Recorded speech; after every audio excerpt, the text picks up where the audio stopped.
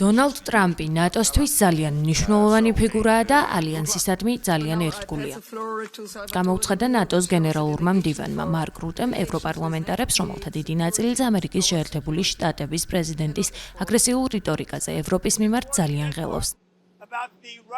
მიუხედავად იმისა, რომ დონალდ ტრამპის მუქარები გრენლანდიის დაუფლების შესახებ დანიის პრემიერ-მინისტრმა მეტე ფრედერიკსენმა ნატოს დასასრულად შეაფასა, მარკ რუტე აცხადებს, რომ მისი აზრით ამერიკის შეერთებული შტატების პრეზიდენტი დაცვას იმსახურებს და რომ ის ნატოსთვის ბევრ კარგ საქმეს აკეთებს.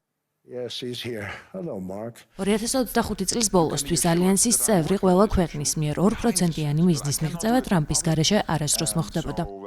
უთხრა რუტემ ევროპარლამენტარებს და დაამატა ისიც, რომ ალიანსი ტრამპის გარეშე ვერასდროს მიაღწევდა თავდაცვის ხარჯების მთლიანი შიდა პროდუქტის 5%-მდე გაზრდის შეთანხმებასაც.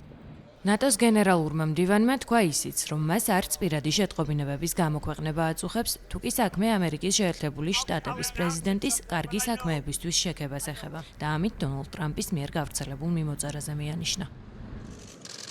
რუტემ მტკიცედ არის დარწმუნებული, რომ ევროპა უსაფრთხოების თვალსაზრისით ამერიკის შეერთებულ შტატებზე ფუნდამენტურად არის დამოკიდებული და ეს ევროპარლამენტარებსაც მკაფიოდ განუცხადა. როდესაც პრეზიდენტი ტრამპი კარგ საქმეებს აკეთებს, მე მას ვაქებ და საერთოდ არ მაწუხებს გამოაქვეყნებს თუ არა ტექსტურ შეტყობინებებს. და თუ კი ვინმე აქ ისევ ფიქრობს, რომ ევროკავშირს ან მთლიანად ევროპას საკუთარი თავის დაცვა ამერიკის შეერთებული შტატების გარეშე შეუძლია, ოცნება გააგრძელეთ. ეს შეუძლებელია. ჩვენ ვერ შევძლებთ. ერთმანეთი გვჭირდება. თუ თქვენ მართლა გინდათ, რომ ამ გზაზე მარტო იაროთ, ვინც ამას ხადაგებთ, დაივიწყებთ, რომ ოდესმე 5%-იანი ხარჯებით მიაღწევთ მიზანს. ეს 10% იქნება. თქვენ საკუთარი ბირთვული შესაძლებლობების შექმნა მოგიწევთ, რაც მილიარდობით ევრო დაგიჯდებათ. და ასეთ სცენარში თქვენ დაკარგავთ ჩვენი თავისუფლების საბოლოო გარანტს, ამერიკის შეერთებული შტატების ბირთვულ ხოლგას. ასე რომ წარმატებებს გისურვებთ.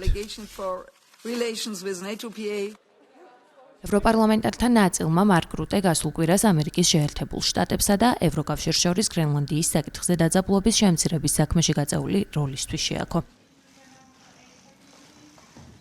ამასთან მათ მეტი ინფორმაცია მოითხოვეს იმ შეთანხმების შესახებ, რომელიც ნატოს გენერალურმა მდივანმა ამერიკის შეერთებული შტატების პრეზიდენტთან არქტიკული კუნძულის მომავალზე დადო.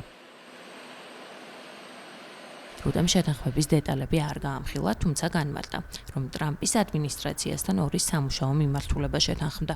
პირველი ნატოს მიერ არქტიკის რეგიონის თავდაცვაზე მეტი პასუხისმგებლობის აღებას, ხოლო მეორე ამერიკის შეერთებულ შტატებს დანიასა და გრენლანდიას შორის პირდაპირ დიალოგს გულისხმობს. მოლაპარაკებები უკვე მიმდინარეობს, თუმცა რუტეს ჩარევის მანდატი არ აქვს. ევროპარლამენტარებთან შეხვედრისას ნატოს გენერალურმა მდივანმა სხვა საკითხებზეც ისაუბრა. განსაკუთრებულ ყურადღება კი უკრაინაში მიმდინარე ომს დაუთმო.